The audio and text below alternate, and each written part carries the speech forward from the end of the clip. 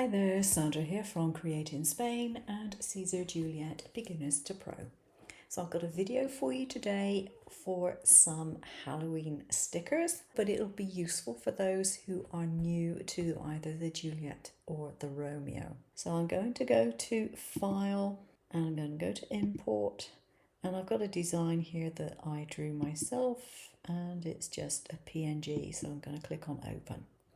So this is what you're going to see when you import a PNG. Now PNGs are raster images, but they quite often have a transparent background. Now mine does have a transparent background. I'm just going to let this do its thing automatically. Click on Next, and I don't have to alter anything. I mean, this looks pretty good as it is.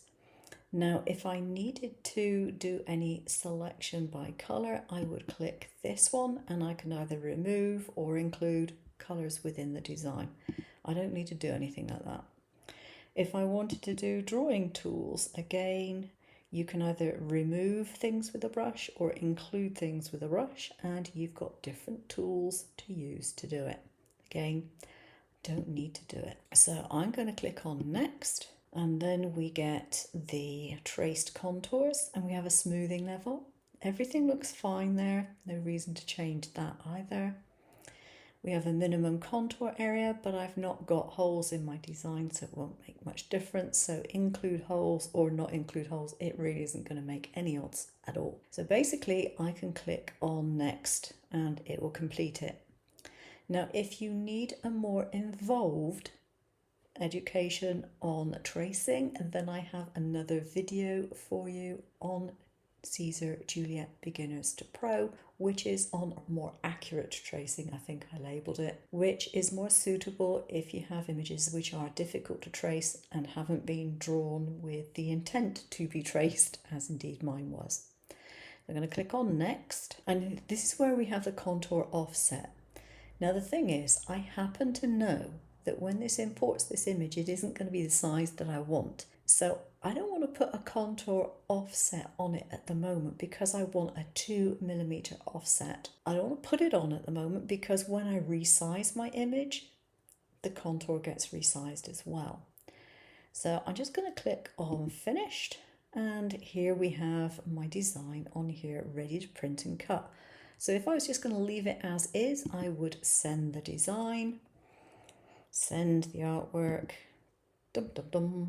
we have the cut line, we have the image, and I could send it to my cutter and hey presto, that would be done. Obviously I'm not going to do a sticker of this size, so I'm going to go back to my design. I can either use the handles here to resize it, or if I want to, I can go to where it says color picker down here, and I can put the size in here, and I'm going to put in 5.0 centimeters for this. Now, if you unlock this padlock, it means that the proportions of the image can change, so keep it locked if you don't want to alter them. I'm just going to press my Enter key and I've resized my image. Now at the moment I have my registration mark around my actual image. I'm going to put it onto page marks because I don't want it to distract me from what I've got here. So if I click on this and I go to my layers panel, you can see I've got page marks and I've got a PNG, but my cut lines don't seem to show up in this. So I right click and go to Paths and go to Ungroup Paths. Now as I do that, keep an eye over here and see what happens. There we go. I've got a cut contour and I've got my PNG. So if I click on the eyeball there, I'll switch off my PNG, my image, and you can see the cut line. Now this is where I need to put in my offset.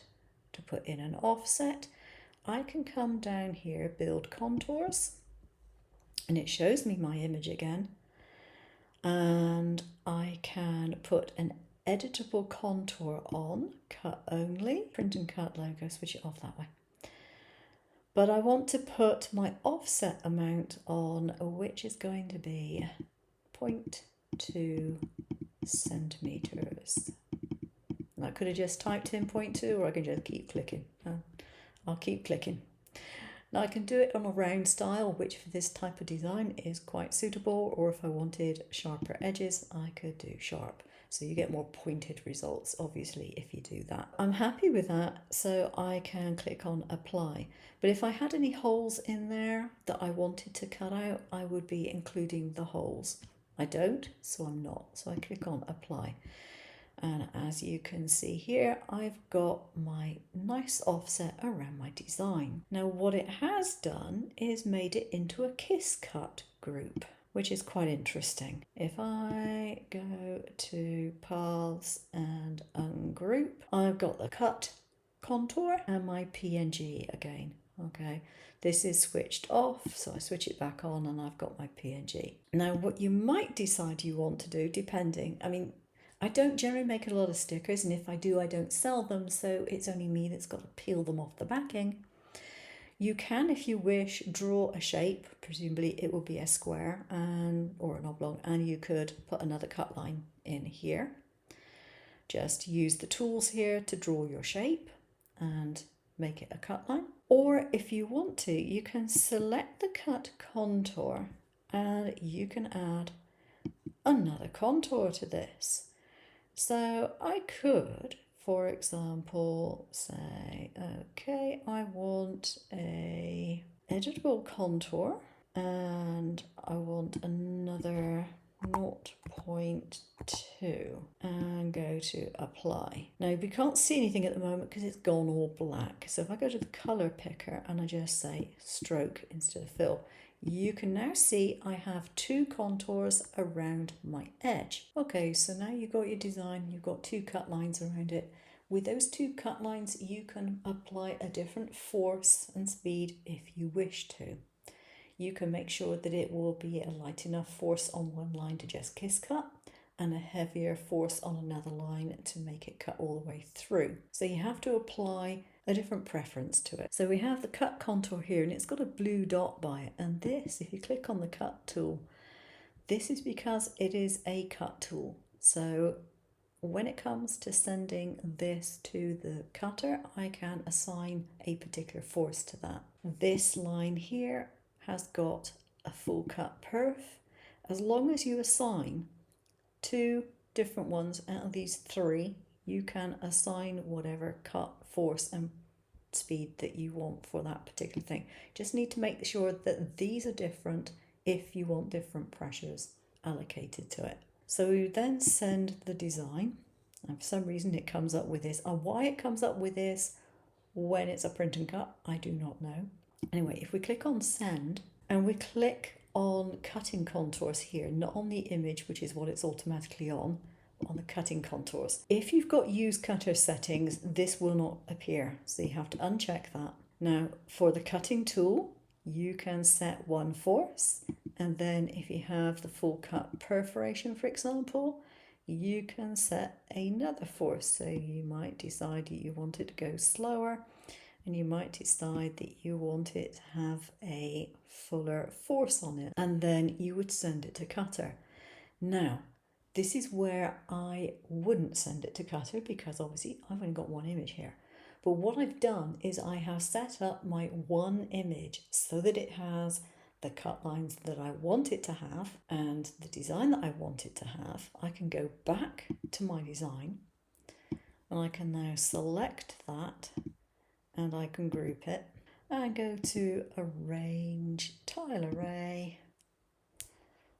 It's doing something very strange there. I have no idea why it's doing that, and it's sorted it out for me already, so I can apply that lot.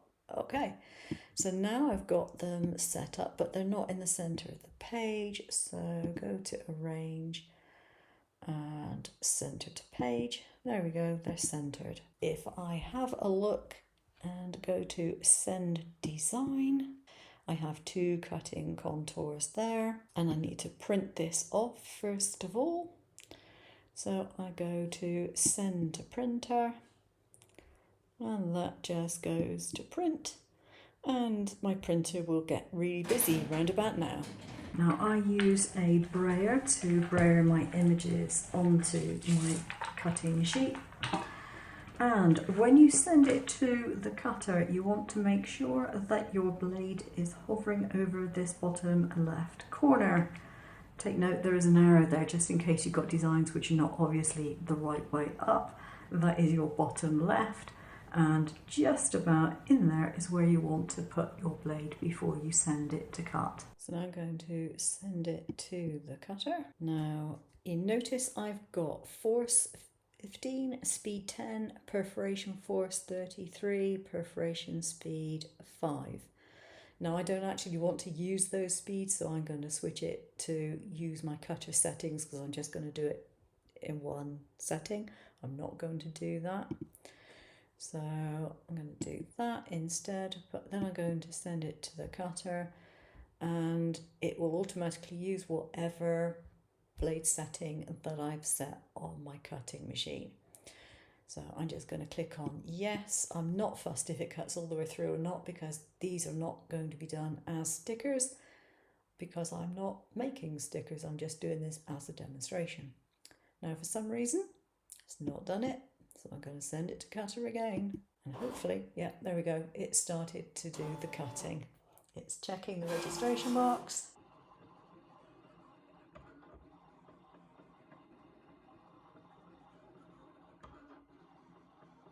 I've done my cut and I should have 2 cut lines around each image, which if you're using it to do stickers you would find useful because you could just peel away this line. Okay, that's it from me today.